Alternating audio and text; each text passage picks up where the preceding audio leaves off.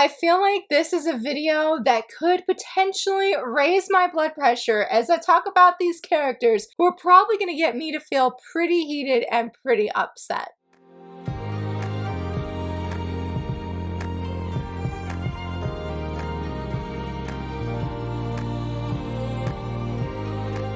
Hello friends, happy Wednesday. So excited that you're here. So excited I'm here as well. I am still recovering from whatever virus my daughter gave my entire family. I feel better than I did, but my medicine wore off, but felt like I had some energy, and I have just been so excited for this prompt for, I was gonna say months. I don't think it's been months though. I know it's been several weeks, and I don't think this even has a date on it, but like I got this thing about voting and like the different dates and what the general election calendar is several weeks ago, probably a month ago. I don't even know what triggered it. I think it was a conversation with my husband, and I was like, you know, this would make a perfect top 5 Wednesday prompt, and I went ahead and wrote my list on the back of this. I'm not going to show you what it is so you guys don't see my picks early, but I went ahead and I just like rapidly wrote these down. And so today we are talking about not my top 5 favorite characters, but my top 5 who I feel is the most Delulu characters that I have read in manga and manhwa. I have more manhwa picks than I do manga today, so I debated starting off with the manga, but honestly we're just gonna go in, I guess, just the order that I wrote them in. And the first one that I wrote, he was number 1 most Delulu character, but that is up for, you know, somebody could potentially beat him, but I am saying the Emperor from the Remarried Empress. I am just so frustrated by him every single week. This is the one of the very few webtoons that I actually keep up with weekly. The last few chapters have been so incredibly painful. This past week, they really tried to make me feel some sympathy, some compassion. I have no compassion for this man. I don't like his character. I just don't understand how you can be like, you know what, I love you, Navier, but I'm gonna divorce you because this slave that I picked up, she's more beautiful than you, and she's more free-spirited and happy and smiling, and you know what, I'm just gonna like be with her, and you know, we're gonna get a divorce now because now she's pregnant. But I'm not gonna tell you that I'm gonna divorce you, and I'm also not gonna tell you that it's just for a year. I want you back a year later, so please wait around. Like, what? Why? And then like all of these bad things are happening in his life, and just this past week he was like, why did I push everyone I loved away? I wonder why. Why did you do that? Why did you make so many dumb decisions up to this point? And that's where I feel like he's one of the most Delulu characters I've read. Because what woman, in my opinion, in her right mind, is going to be like, okay, so you want to divorce me? I totally get that. You want your child that is pregnant, you know, with your concubine or this woman. I respect that. I'll wait a year and then you could come back and we'll be like, everything is perfectly normal. I'll help raise your child and everything. Like, what are you thinking, bud? What? See, I shouldn't even say, bud. What are you thinking? What are you thinking? So I feel like the Delulu is overwhelmingly strong with this one. And like, he just doesn't get like why Navier doesn't want to write him letters. Why Navier doesn't want to be alone with him or even talk to him, you know, after she's been remarried. And it's just like, I just don't understand. Your Delulu is so overwhelming. I can't even fathom your way of thinking, and that's not a compliment to him at all, period. So I knew, again, he was the first one on my list that just has the most Delulu vibes that I just don't get. I have no desire to get. None. But you know, he's not the only one. I don't remember his name. I tried looking up this morning. I couldn't find it. But the prince turned emperor in Men of the Harem, another Delulu man. Another Delulu man. Another man that's like telling the female lead, I love you. You're pretty much my soulmate. We're going to be together forever. And then he goes off. He goes back home to his kingdom because she lived in a different kingdom. She hasn't heard from him. And she's like, okay, I know he's got some things going on with his father because I think his father passed away and he's going to be the rising emperor. But he told her to wait. He's always like, I'll come back for you. I promise. But what should she hear down the grapevine? That he's marrying another woman. And it ain't her. So they re-meet up, you know, and she's upset, she's angered, and girl, rightfully so, as you should be. And do you know what this Delulu man tells her? I really love you. I don't love my now wife. I am just going to be married to her for a certain X amount of years, and I want you to wait for me because my heart belongs to you. What? What is up with these emperors, man? What is up with them? Like, you really, and then he doesn't understand why she's angry. Like, you don't understand why. She's heartbroken. She's angry. She gave her heart to you, expected for you to marry her just because of political things, that you go and you marry someone else, which she's like, okay. But for you to have the audacity to ask her to wait for me because my heart really belongs to you. And she's like, you know, you're eventually going to fall in love with your wife. She's a really sweet woman. She's very beautiful and all these things. And I'm like, our female lead, she gets it. She gets it. And girl, you know, I'm not one necessarily for revenge stories, okay? It's not usually my cup of tea, but I gotta say the revenge is pretty sweet. And she's like, you know what?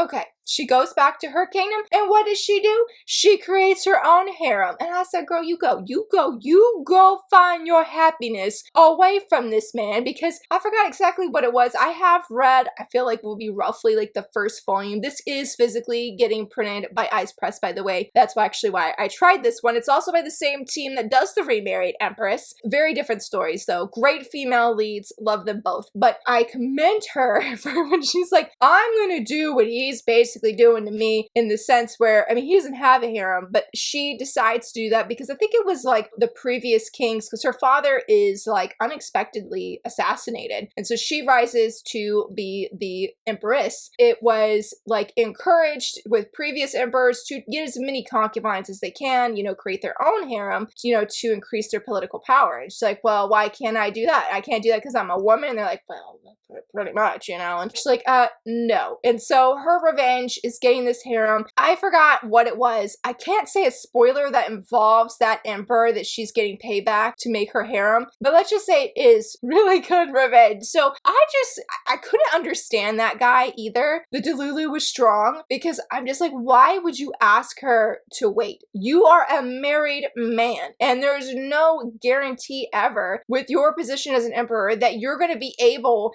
to go marry the woman of your dreams. If she was the woman of your dreams, you should have just already married her before you went and did all that political stuff. But the Delulu is strong. What can we say? What can we say? I have no sympathy for that man either. And he was such a great guy in the beginning. He really was. But he did her dirty. And apparently that is just a theme, a trend with Delulus. For number 3, oh my gosh. For number 3, I'm saying Derek from Villains Are Destined to Die. Now, he is different in his Delulu-ness, okay, than the previous 2 guys. But he is equally Delulu. I hate his character. He's another character I have no sympathy for. Like, dude, what? The reason I'm saying him, okay, is because I'm gonna try to keep it spoiler free as possible, but the arc that has where Penelope, I should have grabbed it. I forget the official arc of it, but she's been invited to, it's not a festival or anything, but she goes and do hunting things. One of those where like the men go hunting and they bring back their game, give it to the woman that they love or whatever, and then, you know, she's sort of like crowned to get the most game and whatnot, sort of along those lines. Well, Penelope's like, well, I'm gonna go in too. I'm gonna go hunt some game myself. Well, some things happen with Callisto, who is the crown prince, and yeah, he looks like he's sort of on his deathbed during that specific arc, especially near the end. And Derek comes up to Penelope and says all of these things. And even before that, like, it's just like Penelope is never right, ever. But in this specific arc, Derek was such a jerk, and I was rereading the end of the arc in this one, and the Delulu was strong, because you're basically saying Penelope is the one that has committed treason, that she was out to kill Callisto. Never mind the fact that Callisto and Penelope were just trying to survive, okay, because there were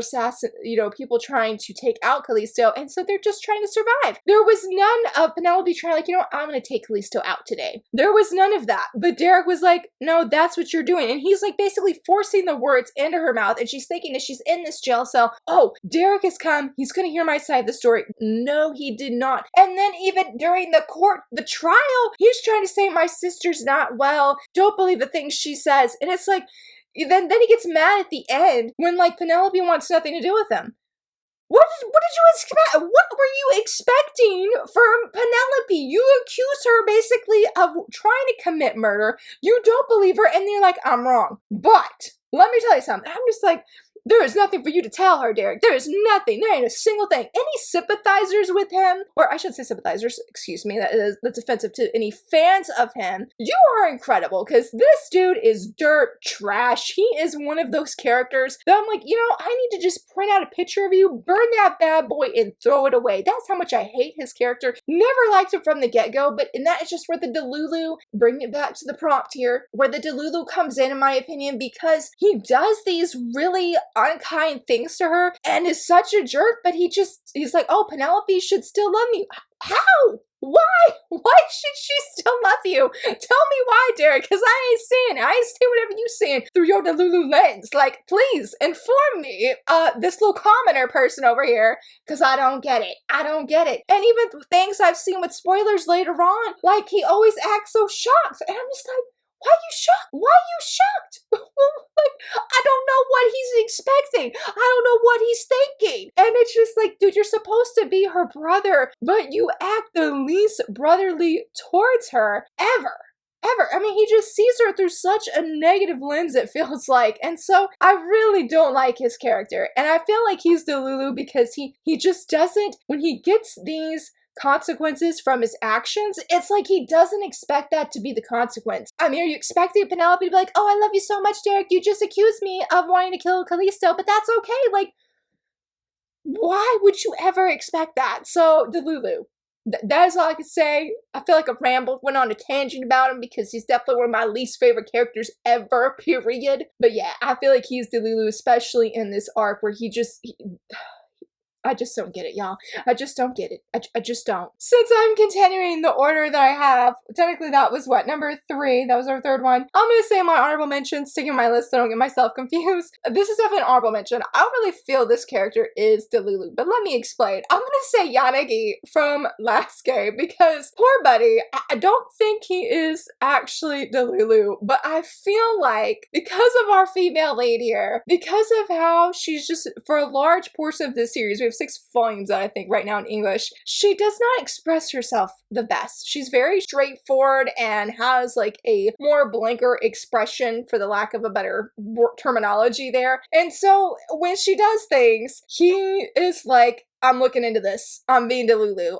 No. He's like, I'm just Delulu. This is not what's happening. I'm being delusional. And so I feel like he's a good honorable mention who sort of gaslights himself into being Delulu when he's really not. Like, he's doing his best. And I love this series. And I love it because Yanagi, he feels like he's going crazy. And I feel bad. That should not be my favorite part of the series. But it is. It is. And I'm just like, I'm sorry, Yanagi. So I feel like he's an honorable Delulu character that really just, because of the situations that he's in, it makes him feel like he's delusional. And just poor Yanagi. I want the best for him. And you know, things are really happening. We've had some really good character growth, especially in this last volume. And so I know everything's gonna be okay. I feel confident it will be. But Yanagi's going through the ringer really, really hard. And so I hope he'll be, by the end, he will know he's not Delulu. He's not overanalyzing it. He's not overthinking it. What you're seeing really is accurate, especially when it comes to our female lead.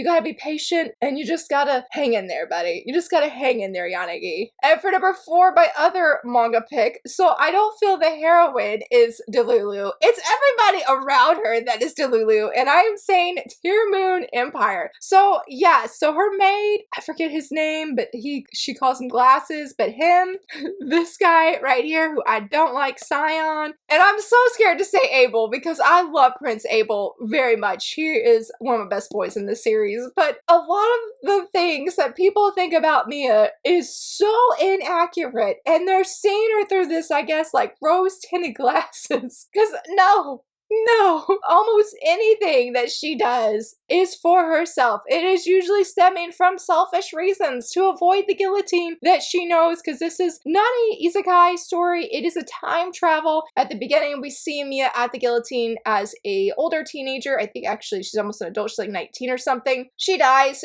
because due to this rebellion, but she prays right before she dies that she could be given a second chance, and that prayer is answered. She goes back to when she's like 12 or 10 or something like that, and she she has her original diary from when she was originally, you know, executed. And she's using that to change her choices, and she's using that past knowledge to help her in her new timeline, in her new life here. Everybody, though, thinks that she is this so saintly for making these decisions to help certain people to do certain things. And it's just like, you know, if you could just look in Mia's mind, you would know the truth. So I feel like the people in this series are unintentionally Delulu, and they don't realize how delusional they really are for thinking that Mia is such a saint, that she would always stick up for those who are being treated wrongly. And you know, don't get me wrong, there are times that she does, but like I think it's in this one because she's afraid of Sion, she's afraid of this one character. She's like, oh, I have to step in, but that's like the last thing she wants to do is step in. And so there's just really many